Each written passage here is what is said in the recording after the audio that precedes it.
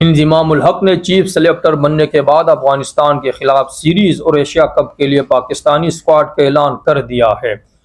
Team بری select نہیں کی گئی، کم و بیش اسی ٹیم کی توقع تھی، ایک آدھ کے سوا۔ اوپنرز میں امام الحق، فخر زمان اور عبداللہ شفیق کو سلیکٹ کیا گیا، یہی تین نام بنتے تھے ون ڈے ٹیم کے لیے۔ مڈل آرڈر میں بابر اعظم، سلمان علی آغا، افتخار احمد اور طیب طاہر شامل ہے۔ البتہ صرف افغانستان کے دورے کے لیے سعود شکیل کو بھی شامل کیا گیا۔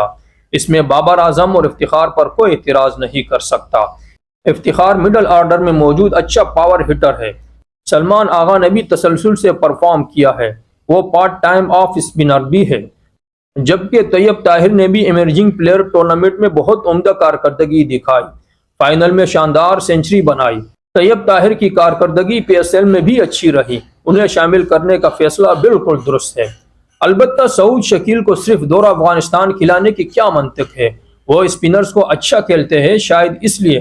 اگر وہ افغانستان کے خلاف سیریز میں اچھا کھیل گئے تو پھر انہیں ایشیا کپ نہ کھلانے کا کیا جواز ہوگا، جہاں پاکستانی ٹیم کا انڈین اسپن اٹیک اور سری لنکن باؤلنگ سے بھی واسطہ پڑے گا، جس میں ہسارنگا جیسا اسپنر ہے، بنگلہ دیش میں بھی شکیب الحسن وغیرہ ہیں، اور افغانستان بھی اچھا کپ کھیلے گا۔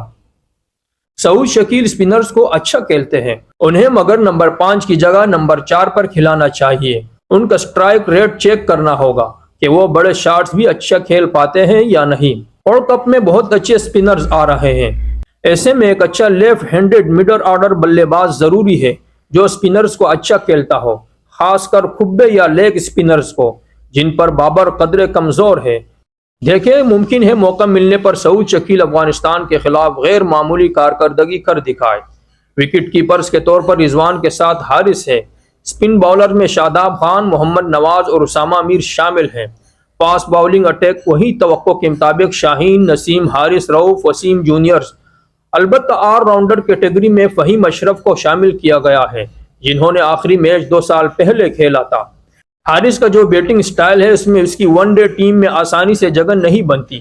وہ اپنے آپ کو 20-25 گیندوں کا بیٹر بنا چکا ہے، T20 کے لیے آئیڈیل، مگر رضوان کی انجری کے خدشے کے پیش نظر اسے شامل کیا گیا ہے۔ ایشیا کپ ملا کر اچھا خاصا طویل دورہ ہو جائے گا، جس میں 8-10 ون ڈے میچز متوقع ہیں۔ ممکن ہے حارث کو ورلڈ کپ بھی لے جائے، اگرچہ ایک سیٹ ضائع ہی ہوگی۔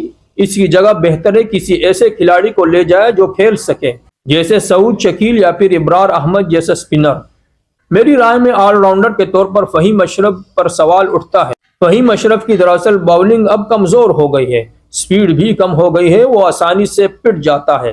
ویسے بھی 2 سال پہلے ڈراپ کیے گئے کسی کھلاڑی کو دوبارہ شامل کرنے کے لیے بہت مضبوط دلیل چاہیے۔ اس کی جگہ عامر جمال کو کھلاتے، جسے بطور all rounder Sri Lanka test series کے لیے لے گئے تھے۔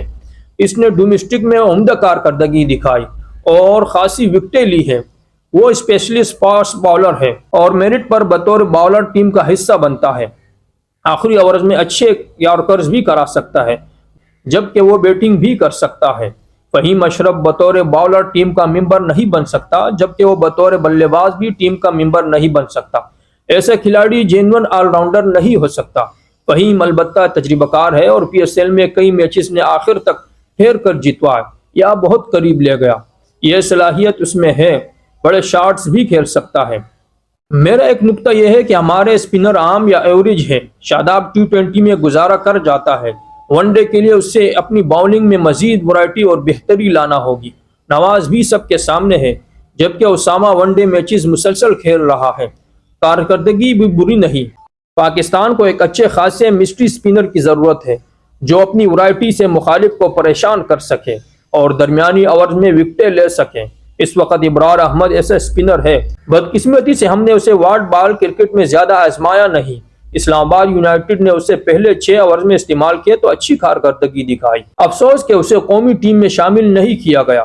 یہ ٹھیک ہے کہ ابرار احمد میں ابھی وہ پختگی نہیں، اس کا گگلی گیند زیادہ تیز نہیں آتا، مگر وہ مختلف سٹائل کا فنگر اسپنر ہے اور ویرائٹی اس کے پاس ہے۔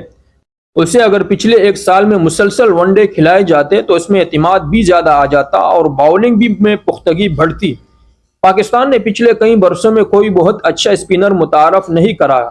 دنیا بھر میں مسٹری اسپنر ڈھونڈ کر انہیں گروم کر کے کھلایا جا رہا ہے۔ ہم ایسا نہیں کر رہے، ہمارے پاس وہی اسپنر ہے جو پچھلے 6 سال سے کھیل رہے ہیں۔ صرف شاداب کے انفٹ ہونے پر اسامہ میر کو موقع ملا۔ وہ بری چوائس نہیں، مگر اسامہ میر کے پاس جب تک اچھی ورائٹی نہیں ہوگی، تیز دگلی اور شارپ فلپر نہیں ہوگا، تب تک وہ زیادہ پریشان نہیں کر سکتا۔ مجھے ورلڈ کپ کے لیے پاکستانی اسکواڈ میں ایک ہی کمی لگ رہی ہے، ہمارے پاس شاہین، نسیم، حارث جیسے فاسٹ باؤلرز ہیں، مگر ان کی کلاس کا اسپنر نہیں۔